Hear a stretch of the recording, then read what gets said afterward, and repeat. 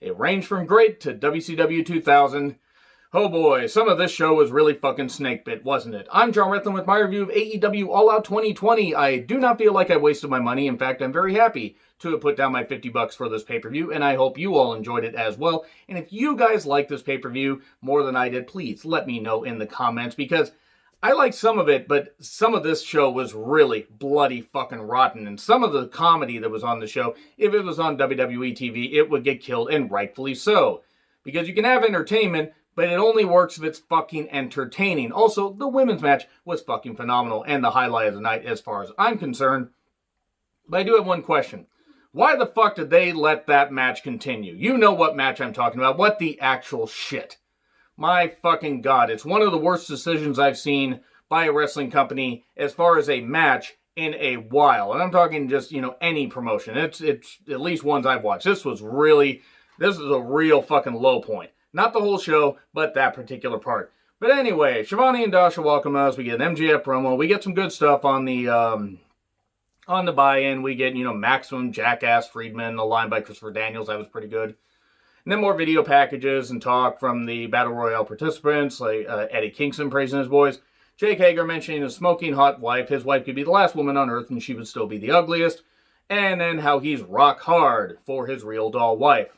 And then Mox loves the taste of blood in his mouth. Renee is happy about that because he loves his woman every day of the month. If I have to think of these things, don't ask me why, you all have to think of them. You're welcome. I'm going to make this show as uncomfortable as possible. So, Excalibur and Shivani on commentary. Serpentico with Luther screaming a lot versus Joey Janela with Sunny Kiss. Luther screaming again. Janela is not good, but he hit an elbow for 3. Serpentico actually has some potential. Sunny Kiss should have been in this. At least I said that until I saw he was in a match a little bit later. And then Dark Order members Silver and Reynolds take on Private Party.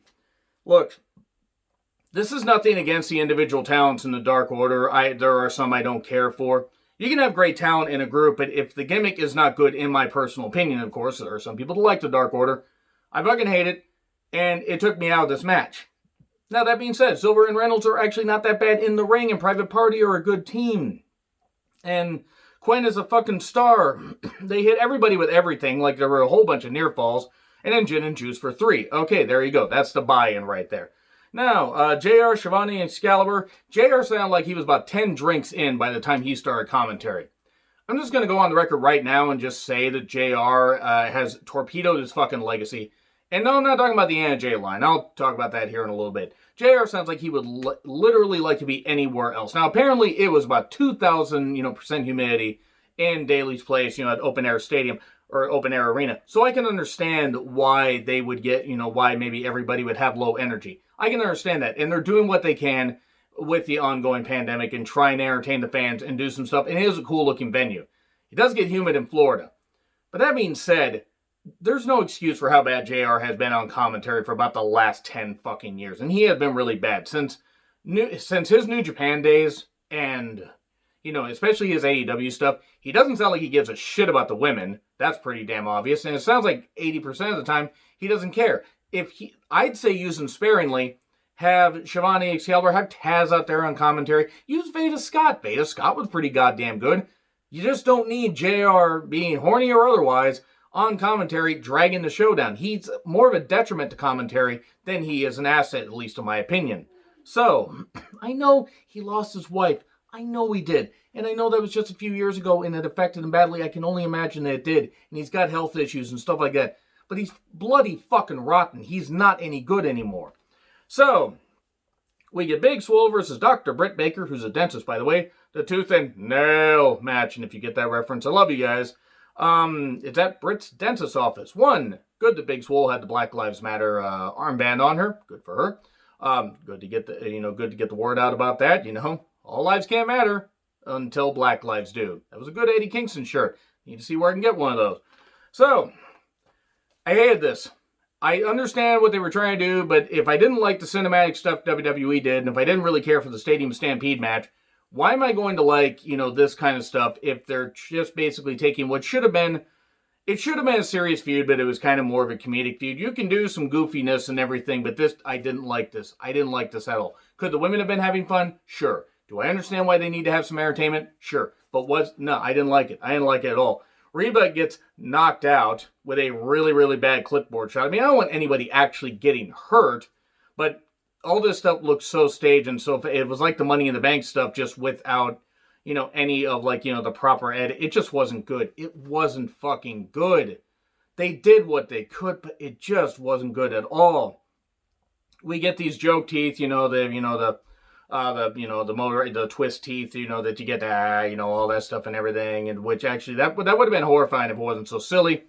We get dentistry stuff where she tries to, spray at her with the little, the water pick and stuff like that. The Rolls Royce to get in the truck and stuff like that just happens to be out there outside of Britt's office. We get a drill at one point. We're about to get hostile up in this bitch. And then Novocaine. And Novocaine going right into Britt and Reba with one funny line, and maybe I just lost it because I hated this match. It says, "You stabbed her, you stabbed her." I don't know why that made me laugh. Don't know why I did. And then she puts oxygen on her, she gasses her for the win. That was fun. Yeah, knock a woman out in the dentist chair. I mean, I get it. I kind of get it, but maybe don't. It's kind of like when they did the Matt Hardy drowning thing shortly after Shad's death, in which I know was taped to rap, but still not. It was comedy stuff. I just didn't like it. I didn't like it at all. I'm over the cinematic bullshit. No matter what company does it, I did not like this at all. Swole won. I hate it. Moving on. One of the worst matches I've seen. I mean, and it would be one. I regret actually saying that this should have been on the main show. But then again, if it had been on the buy-in, people might have not been tempted to buy the pay-per-view. But the fact they opened with this, it just wasn't good. Let me know what you guys think. So we get Jurassic Express, Jungle Boy, and Luchasaurus with the unfortunate midget there, versus the Young Bucks that are kind of becoming the middle-aged Bucks now. They really are. It's like, let it go on the hair, guys. Let it go. What, is it Nick? Is it Nick that has the balding hair? Just let it go, man. Ain't nothing wrong with having short hair. Why didn't Stunt stay in the back? Oh, wait, they had to do a spot where they super kicked him. Which, if I didn't really, if I had, a little more respect for the Bucks beyond like a couple tag matches they've done, I would maybe buy one of their, a piece of their merch for super kicking Marco Stunt. I don't like Marco Stunt, by the way. Can't stand the guy at all. He just doesn't serve a purpose. I'm sorry, he doesn't. The match went on way too long. It's not that these guys aren't talented. The Bucks do have their fans, and they do have some talent. And we're involved in one of my favorite matches of the year at Revolution with Omega and Page. But this went forever. And, Jungle Boy dies. Stunt got super kicked. We just too damn bad. Poison Ranas. Stop with the Poison Ranas in general. Just fucking stop with it. And then everybody just wipes out everybody. Luchasaurus actually jumps at one point. Just wipes out everybody. Kylan King, by the way, looking really good in the crowd there. Her and a few other. I think Skylar Moore was there rooting on Serpentico. Like Skylar Moore. Sign both of them, by the way. Boost your women's division. Super kick party for 2, BTE trigger for 3 on Jungle Boy. So, of course, I understand why Jungle Boy got beat. He's going to eventually be a big star. He really is. And then we get the Casino Battle Royal. I wrote a lot of notes for this show, and I'm not going to be too long on this one. Taz joins commentary. It's a 21-man Casino Battle Royal. 5 men come out when they draw a certain card and stuff like that. Okay, you want to try to reinvent the Battle Royal? Fine. Trent, Daniels, Rock Hard, Jake Hager, Blade, and Phoenix start out. Okay, cool. They're starting out. They're doing some good stuff. We get Kazarian, Will Hobbs, shockingly, in there. And I say shockingly because he's just been basically used kind of as, pretty much an underneath guy, a punching bag on Dark. And I think he had like one match on Dynamite. Will Hobbs has good size, good upside. And we got Chuck Taylor, Santana Ortiz. Ortiz is one of the most annoying people that I have seen on camera, which is sad because Ortiz actually has talent. So is Santana. But he's just yelling constantly into the camera. I say as I yell constantly into the camera. I'm also just a fan shouting into my phone, not on a, worldwide television platform. Hobbs eliminates Blade, and then Daniels gets gone. Hobbs actually lasted quite a bit in this, and that's good. Hobbs has a good upside. Sign the man. He could do some good for you. Sign Sean Dean while you're at it. Billy, Penta, Starks, Cage, and Darby come in. Darby comes in and just whacks Cage with, a skateboard to the head. Not that it's going to affect anything. And then Billy gets tossed pretty quickly. Darby, just laying out everybody with a skateboard. Spears goes commentary. Oh, you got to plan things out because him and Tully talked. And, you got to be smart during this battle royal. Eddie, Butcher, Sonny Kiss, and Archer are, the remaining ones along with Spears. Eddie Kingston, by the way, just in case you're wondering, but not Eddie Edwards. He didn't make the jump, no. Lance Archer, good to see him. Good to see Sonny Kiss get a shot. Now, granted, he was gone pretty quickly. He did eliminate Hager, and then, of course, Hager attacked him afterwards. Figures the Trumper would attack a gay guy. I don't care if you guys don't like that I, mix in, political jabs and stuff like that. Fuck you if you don't like it. You can have your opinions, but you're going to enjoy the fact, or you're going to listen to what I have to say, because guess what? It's my show. I don't really fucking care. I'm happy being, a nearly 40-year-old guy that wants to shout about things. I got no problem with that. I have stopped giving a shit a long time ago, but Hager really isn't all that good. He's as bland as white bread, as boring as watching paint dry. And then Archer does some good shit, basically wiping people out. It was a good showing for him. Matt Sydal is a surprise entrant. I'm not going to knock Sydal. I'm just glad he's okay, because when he slipped off the ropes, I'm like, oh shit, oh no. I'm not going to laugh at the guy. I met Matt Sydal, pretty nice guy. Still really good in the ring. I'm glad he's all right, because that looked like a pretty brutal landing. I don't know what this was, but there were fireworks that started going off. I guess they're near Marlins Stadium or something like that. And I think it was Shivani. It was Shivani or Excalibur said, well, fireworks are going off. It is Memorial Day weekend, right? Somebody doesn't own a calendar, or somebody hasn't switched to Pat's May. These things happen, though. Darby eliminates Starks. And then he's in a body bag. And then he does this friggin' scary-ass bump where he takes a move while in the body bag on the stage. Ow. Ow. Darby, why do you wish to leave this mortal realm so soon? Darby, seriously, what the fuck? You're, Washington-born, you're Seattle-born. I don't want to see you die. Please don't leave this mortal realm. Fucking hell. That was scary. That was really scary. Archer eliminates Hobbs and Cage. Butcher gone. Sydal gets dumped. It's down to Kingston and Archer. Apparently, Kingston is scared of snakes. Jake Snake Roberts is trying to open his sack and reveal his snake. Oh no, don't reveal your snake, Jake, because that was really bad when you did that at Heroes of Wrestling. Have you seen that show? Please don't watch it if you haven't. It's really sad. And Archer ends up winning. People were saying that Eddie Kingston did not go over the top rope and therefore shouldn't have been eliminated. Maybe he did, maybe he didn't. I actually kind of tuned out of some of this stuff. So if he didn't, please let me know, and I will make sure to say, hey, Kingston should get his shot. We should have Kingston and Archer in a match. But Archer wins. He's the number one contender, which unfortunately kind of telegraphed who was going to win the match later. The MJF Mox match. Let's pick it up. Matt versus Sammy. Okay, I'm going to say right now, this match shouldn't have fucking continued.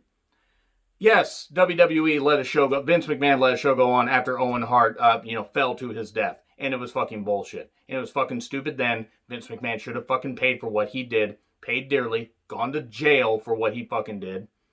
And he should have been, sued for millions and millions. And I'm talking millions and millions for what happened. His wife should have gotten way more than she ever did.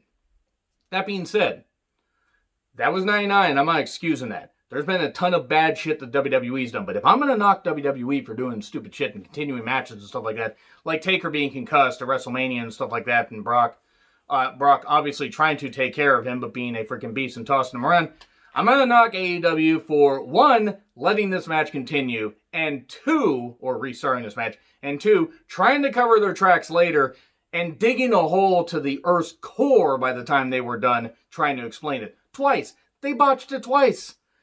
So, bad driving by Sammy. They start out, because it's next to Jacksonville Stadium. So they do that. We get a forklift spot. They do where Matt is supposed to do a side effect, or he's supposed to do something, but Sammy's supposed to, catch him with something. The problem is, Matt completely missed the table. Sammy barely got the table, but Matt, his head hit the concrete. The fact that Matt Hardy's brain is not somewhere in a concession stand there is absolutely, amazing. Now, I'm glad, because I don't want Matt Hardy hurt, but that was fucking shit. That was really fucking shit. That was fucking stupid. Really stupid, and this should have honestly gone, this match should have been stopped. Right there, should have never started. I know the whole thing was if Matt Hardy loses, he will have to retire. He will have to leave AEW. Call off the goddamn match and just have a rematch down the road. Sammy could say, oh, he couldn't continue and stuff like that. He should be gone from AEW. The referee's discretion. And then you could have a match at some point. When Matt recovers from having his head smashed on frickin' concrete from about 20 feet above. Table or not, that didn't break his goddamn fall, and it was fucking shit, and AEW's really looking goddamn stupid for it. And if New Japan did it, they'd get shit. If WWE did it, they'd get even more shit, because they're a bigger company and they should know. AEW's funded by a billionaire, son of a billionaire.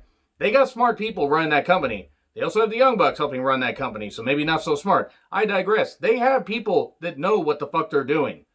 And the fact that this, I believe this was the same doctor that let Liv Morgan go back out there after suffering a concussion, which was a really bad idea. Yes, the wrestler's mentality is you continue the match. Matt wanted to continue the match, but the match was stopped. And then they suddenly decided just to go to the finish, where they're brawling a bit. Matt, by the way, it was as white as this. I've had concussions. I'm obviously not an athlete.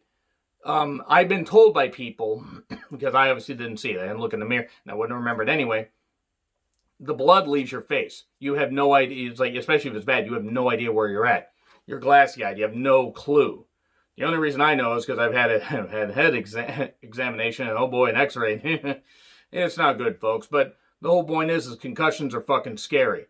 Now, I will say this.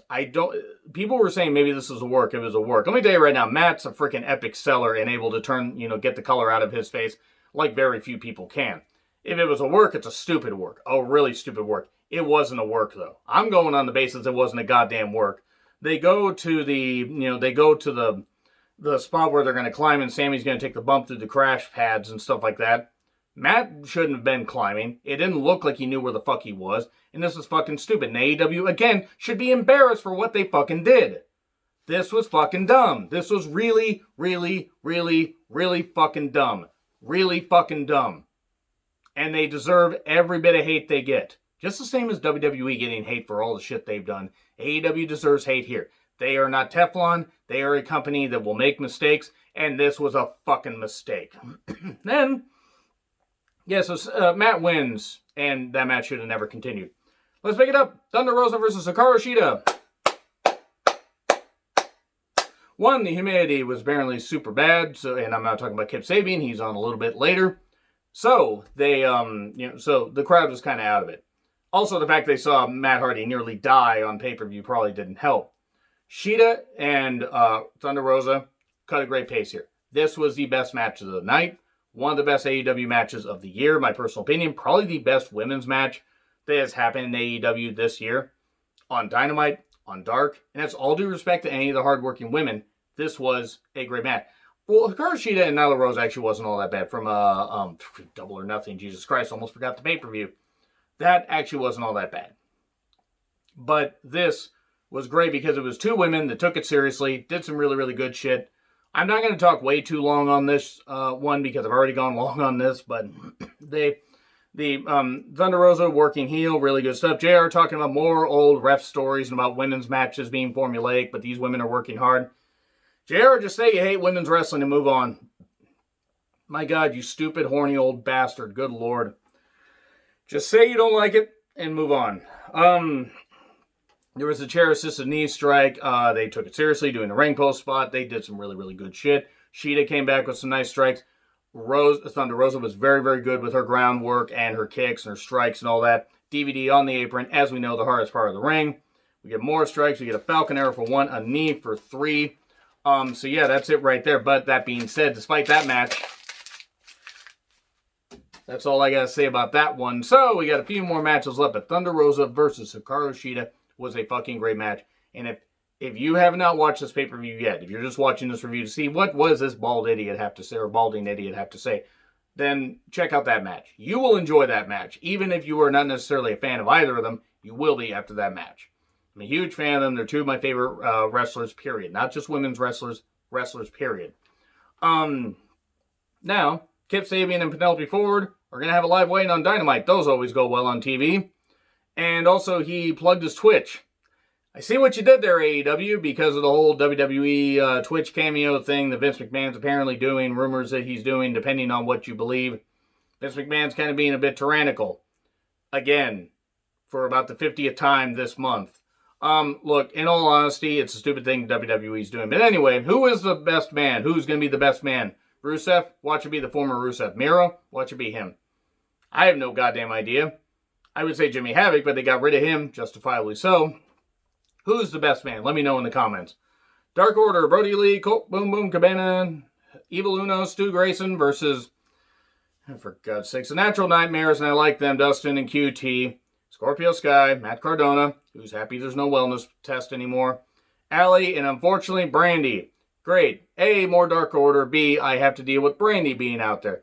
I do not like Brandy as an on-screen character. As a person, whatever. Her action figures has more personality than she does. So, this is like a New Japan multi-man match that was just put on the card. Here's the problem. I get the storytelling they're trying to do here. I don't like the Dark Order, and I didn't care about this mishmash of, people. Yes, Dustin and Cody, the obvious tie there, and QT being a friend of Cody's, and, Matt Cardona being a friend of his, and Scorpio Sky recently facing Cody. I get what they're trying to do, it's not a story I care about. So I didn't hate it. It also went on way too long. And then Anna Jay tries to get in there, and Brandy takes her out. Yes, Anna Jay choked her out recently on Dynamite. Here's the thing. Brandy can't do jack shit in a ring and should not be allowed to fucking do anything in a ring. She can't do anything. She's fucking rotten. Stop it. Just fucking stop it. My God, if she was not married to Cody, she wouldn't be there. And it goes the same for Triple H. If he wasn't married to Stephanie, he wouldn't be in the same position he's in. Brandy does not have the talent that she thinks she does. She has maybe 1/10 of the talent of 1/10 that she actually has. If that makes any sense to you, please let me know, because, my God, math is not exactly my strong suit because I don't study Steiner math. Good old Steiner math. I love that promo. So, pick it up here. JR, did Anna Jay have a wardrobe malfunction, or was that just wishful thinking on my part? Let me say right now that JR has basically become Jerry Lawler. I'm not going to go too much into, oh no, he deserves to be canceled. Except Anna Jay is young enough to be his granddaughter. So at this point, I think we need to kind of stop doing that. But I refer to the women that will watch my show, all maybe 3-4 of you. Did that comment bother you? Does it bother you when commentators decide to be like that? Especially male commentators. Please let me know. JR, though, I understand humor. It just wasn't a joke that worked. It was stupid. And also, Anna Jay should not be in the Dark Order. She should actually be doing something good. But again, I don't care for the Dark Order. Now, let's pick it up with, oh God, for God's sakes.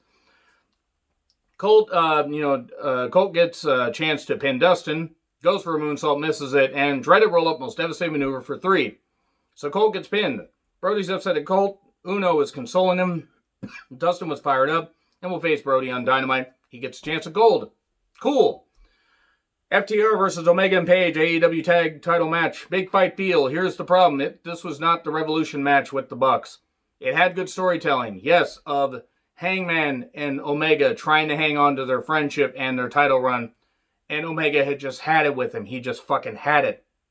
Page got beat up a lot. Shivani said, Matt and Sammy are both going to be okay. This is after Rebby had tweeted that Matt was going to be in a hospital. So maybe he's not going to be okay. FTR targets Page, then Omega. We get a superplex and the splash for 2. Tiger Driver 98 for 2. Back focusing on a body part by FTR.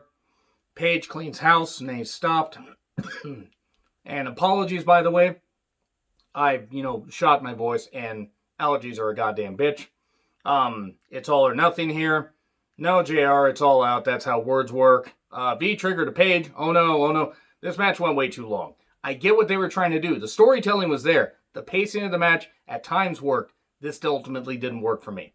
Now, that's not to say it was bad. It wasn't a coming out party for FTR. I think they wanted it to be. Spike driver to Page for 3. The new tag champs. And then Omega had a stand like he was going to kill Page with it, and he dropped it. He's going back to his cleaner days. And then he threw it away. And Hangman tries to, catch me, Kenny, catch me, I'm going to fall. And he doesn't catch him. And he's upset. He goes to the Bucks and says, I'm done, let's go. And he leaves in an SUV. Oh no, it's the cleaner, he's coming back. Cool, whatever. Omega was made by Okada, by the way. It's not to say that Omega doesn't have talent. I get why people like him. I just am not a fan. So, the match had its moments, but went way too long. This is a theme on this show. This show would have been a lot better if it had ended 40 minutes before it did. I get that they want to give the paying customers their money's worth. Here's the thing, though. If you exhaust the crowd, then you're just going to get a lot of people complaining, regardless of what promotion you are. So Jericho talks up Orange Cassidy. It was an experiment. Yep, an experiment that failed. Shivani digging a hole again about Matt and Sammy. Jericho versus Orange Cassidy Mimosa Mayhem match. This is one of the most embarrassing things that I have seen on pay-per-view in a long time. This honestly made me think that Vince Russo had secretly started booking WCW, or secretly booking AEW like he did in WCW. Let me make it clear that Jericho has completely shot his goddamn credibility. I mean, he's shot his credibility as a human being, given some of the shit he's said. Orange Cassidy, I'm not a fan of. I get that it was supposed to be a comedy match. Well, I'm not laughing. I didn't laugh about this. I didn't laugh about, at, or with this, or anything. Pinfall, submission, or toss your opponent into one of the vats of mimosa around the ringside. Jericho needs to be told to wear a shirt. I am not in shape. I will never claim to be in shape. I'm not a wrestler. I don't get on TV and do that shit. Wrestlers should either be in some kind of shape, decent shape, or wear a goddamn shirt. Same goes for Chuck Taylor. Jericho submerged for the win. I did not have anything for this match. It took forever. It didn't do anything for me. Orange Cassidy won as I expected he would. It just wasn't good. It just wasn't good at all. And I gotta rip something up because this is how fucking stupid this shit was to me. And yeah, I'm getting a little bit mad. But I'm not as mad as I thought I would be about this show. Mainly because it was so goddamn draining. I just don't see what else I would have. But this was stupid. It was WCW 2000 bullshit. You might as well put somebody on a goddamn forklift. And then Full Gear Plug, November 7th. Let me just say this much right now, that they better put together a good pay-per-view as opposed to this one, because it was a 50-50 show at best. And I'm not even sure it was 50-50, but the women's title match and a few other storytelling elements actually worked. During Mox's entrance, some guy tried to run at him, so fans get the chance to go back to a show, and this idiot, only this idiot, tried to rush at Mox. Throw him into the goddamn jail cell. I don't care if he's been, freaking drinking. Throw him into a jail cell and let him rot. Who knows what the fuck he would have done? Pandemic or no pandemic. Fucking bullshit to try and rush wrestlers like that. So, Moxley versus MJF world title match. Paradigm shift is banned. Wardlow is in MJF's corner. Here's all I'm going to say about this match. It had good psychology. Had good stuff with, MJF trying to not take the match outside when the match went outside. Moxley obviously got the, had the advantage and everything. But then MJF, was yelling, ref, ref, and then he focuses on the arm, going for the Salt of the Earth, Fujiwara armbar. MJF ends up, blading at one point, blading himself. Ouch, ouch, that looked like it really fucking hurt. Ouch, ouch. Whew, and then Mox bites the open wound. Now, I get it. MJF had done something similar on Dynamite. Here's the thing. Maybe don't do that when there's this shit going on right now. Maybe just don't do it in general. Kind of not necessary. Kind of gross, what I was trying to say. Yeah, I didn't really care for that.